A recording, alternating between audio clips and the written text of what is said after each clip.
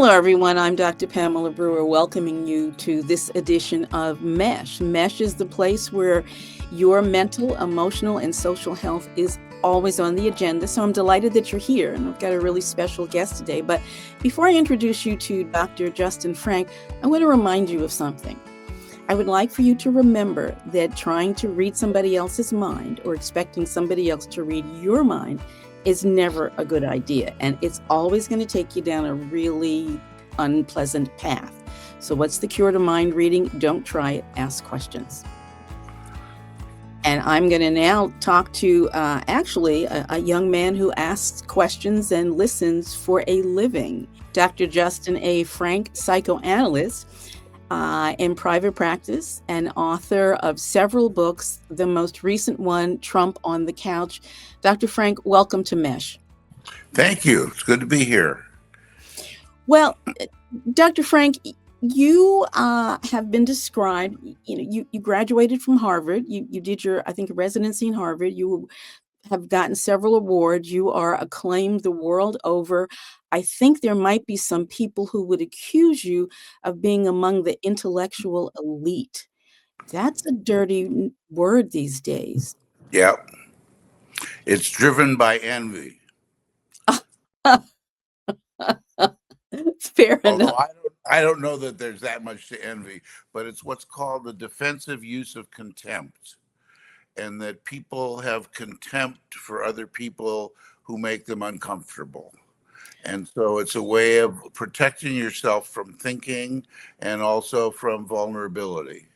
And a lot of people do it. Well, in today's climate, and I do want to talk more about the impact of our political climate on our emotional well-being.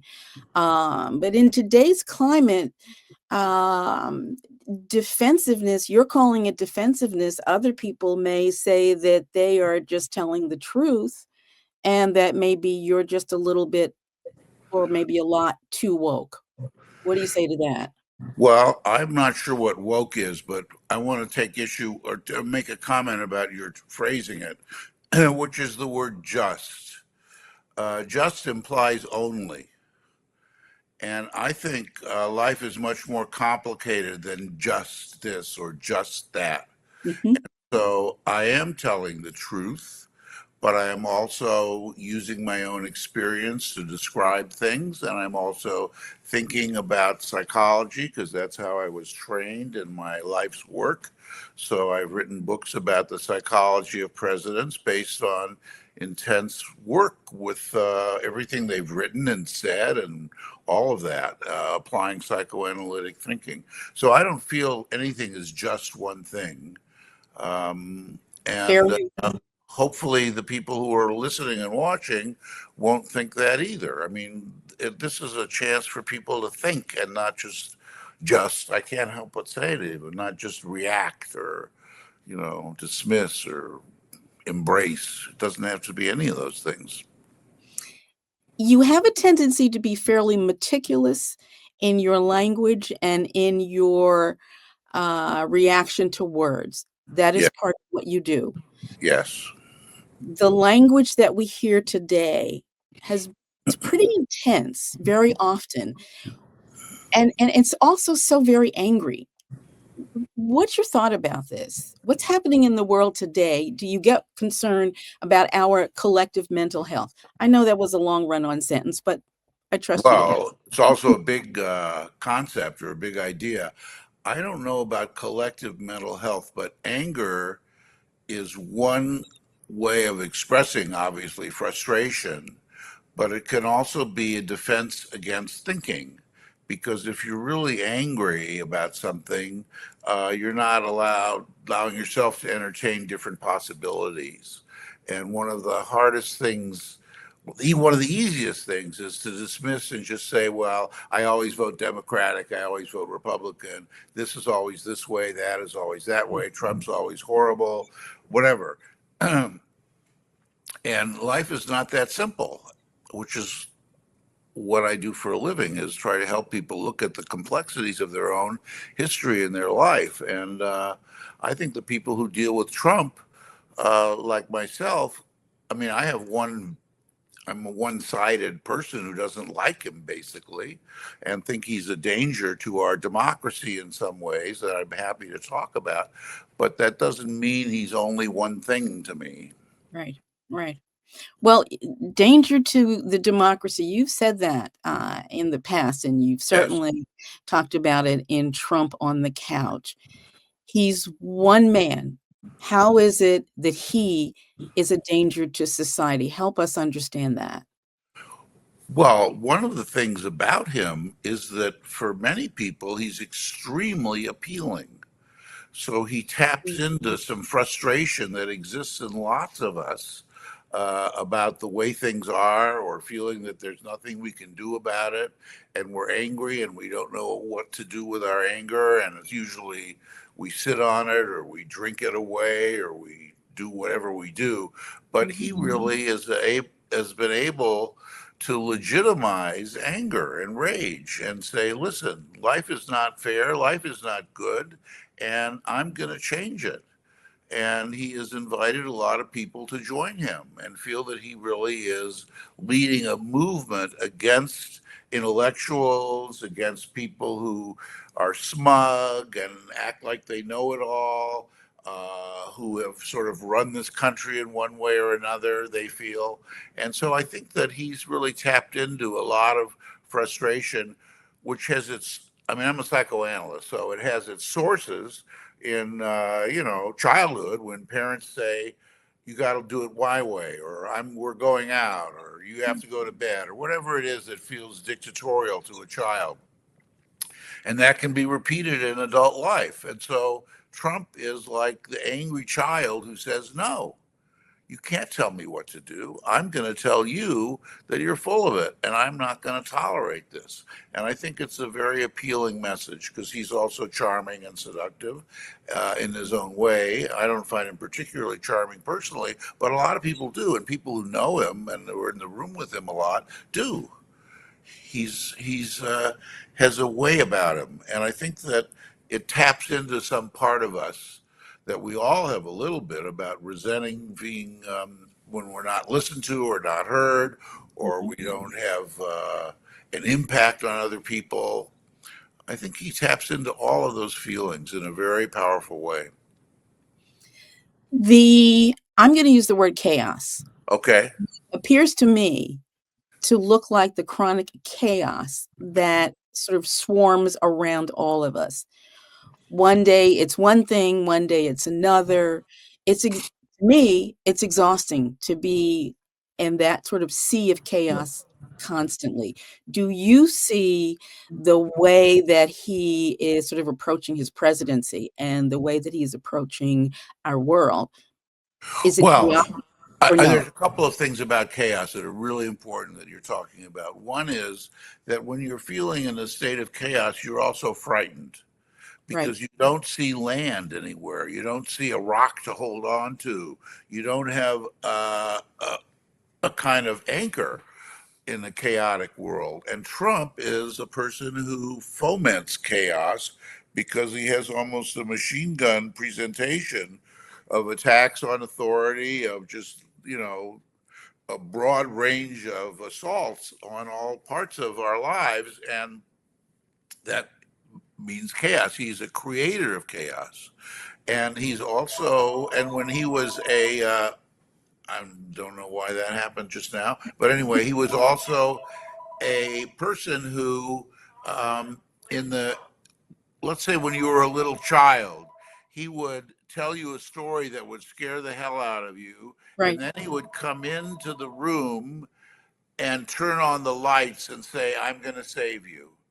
And then he would leave. He was a person who tries to scare people and then rescue them. And it's a cruel kind of thing to do to people, but he's like that. So when people talk about him as the purveyor of chaos, which some of his political opponents have done, that's true. But he's also the person who says, I alone can fix it. And that creates a sense of dependency and yearning for a strong man. And he is the kind of person who can lead to an authoritarian government because people in authoritarian governments do have yearnings for strong men because they can take care of you and manage anxiety. in a different way than, I mean, people like Jimmy Carter or Bill Clinton or even Obama could leave us a little bit anxious. We might feel more understood and we would feel good about our nation, but they also didn't just try to calm us down all the time. So when we hear some of the things that he's doing and some of the changes that he's wanting to bring about, Yeah. um, mental health, medical health, vaccines, are people safe on the streets, all of that.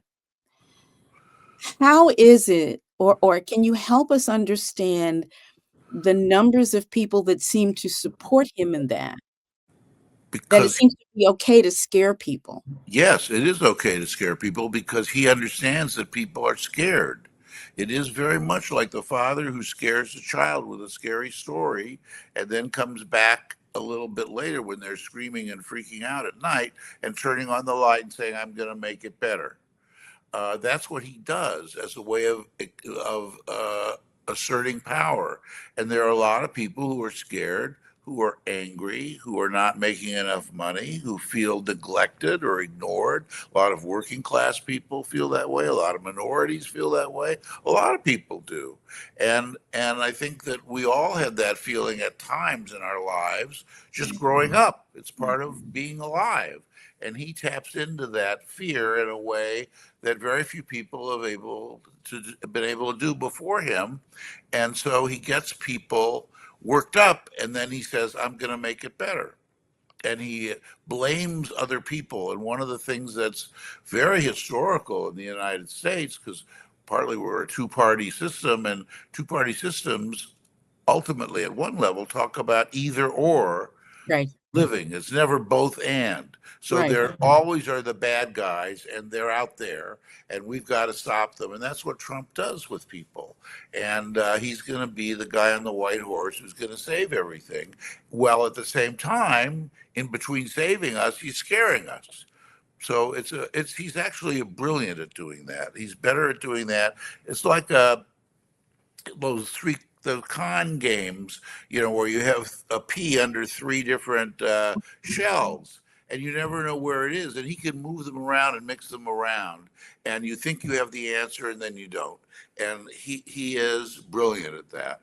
And I think it throws people off balance, and people who are criticizing him or want to, do something that will stop him, have to pick a spot rather than try to stop him across the board. They have to pick a particular Gotcha. topic, a particular item, like the financial crisis, or that he is setting one side against another, so he's trying to divide our country. I mean, but you have to pick something and stay with it.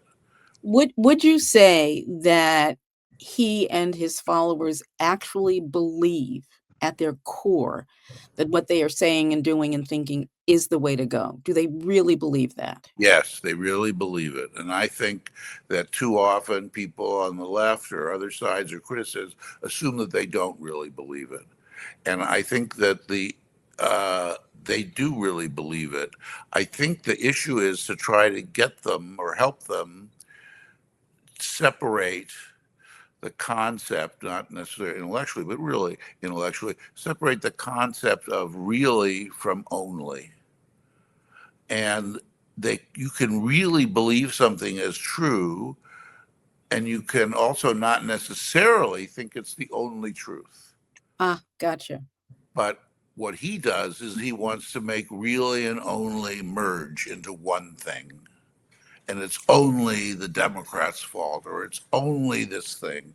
So really and only become intertwined in a way that's a real difficulty. For the people who experience this administration all day long as stressful, what do you say to them? You can't live like that and live. So what do we need to think about? I think there's more than one way to manage the stress, and I think it applies. It's different for different people. So, for instance, some people find the best way to manage it is to turn off the news and not Yes. watch Trump because he makes people crazy and anxious. So a lot of people just stop listening. And that's a danger in a democracy because things happen and you don't know how they happened. But for some people, it's a way of managing anxiety.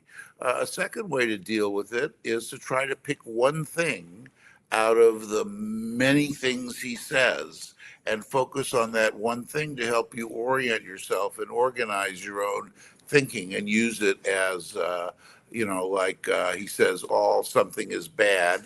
And you have to start thinking about that. Well, why is all of something any one thing? And why is it all bad? And why is what he's saying? So he has this ability because we have a leader who doesn't give us what we need, which is the ability both to feel safe but also pay attention to what's going on and to think and to recognize that as citizens we don't have to just follow the leader. We can think about what makes sense to us and discuss it with others and pay attention. But what he does is he taps into leadership that people want, which is that they want not to have to think, want not to have to be worried, want to feel safe, and want to feel that there's somebody like daddy at home or Mhm. mommy at home or Mhm. some friend or a teacher who knows everything, and you feel safe. You're under an umbrella, like the one of those old pictures in the Italian Renaissance of the Virgin Mary who has this big cape, and underneath her cape are these little disciples and everybody, and you feel that she contains them and she loves them. And in a country like ours, and in a country where there's news every day and computers and everything else, it's hard to feel contained and safe. Dr. Frank, let me say a couple of things since we're actually running out of time. Oh, One of the things that you're saying is pick one thing and really focus on that rather yes, than trying to think about, address understanding the range of things that get thrown at us. yes, Another thing is to cut down on some of the news that you're watching. And of yes. course, inherent in that, there's some people who say there's absolutely been an attack on free speech. So maybe that's the thing you focus on. If folks are interested in learning more about what you do and your work and the books that you have written, how can they get information about what you're doing? I'm happy to be actually give you my email and we can discuss it. J.A. Frank MD, that's me, J.A. Frank MD at gmail.com. I'm happy to get questions or comments. The book, Trump on the Couch, is pretty comprehensive and it's very useful. The people who read it feel very much enriched by it and clearer by it. But there is a way in which I end up by saying, that in my work, I try to make a diagnosis. That's what I do as a therapist Right. at times. But for Trump, I can't do it because he is Donald Trump. He Right. has every bits of paranoia, bits of cruelty, bits of vulnerability and fear. He has all kinds of different parts of himself. And so to me, he's sort of a composite of all kinds of different chaotic, potentially chaotic feelings. And it's hard to deal with him. So you need to pick something to orient yourself. One of the Well, things, d- forgive me for interrupting you, but we that's we are okay. 3 seconds away from being out of time. But I got to tell you, just with what the last bit that you just said, something tells me that your emails may start to blow up. So It's fine. it'll be what it is. It's a very generous offer because you know that what you're saying is going to generate a lot of response from a lot of people. Dr. Frank, it is wonderful to have you on. It's delightful to see you. It's been much too long. I And know. folks, I want to thank you for joining us on this edition of M.E.S.H. I'm hoping that you will join me again. I'm here every Wednesday, and every Wednesday I'm talking about issues that are affecting your mental, emotional, and social health. Hopefully, I will see you soon. Take care.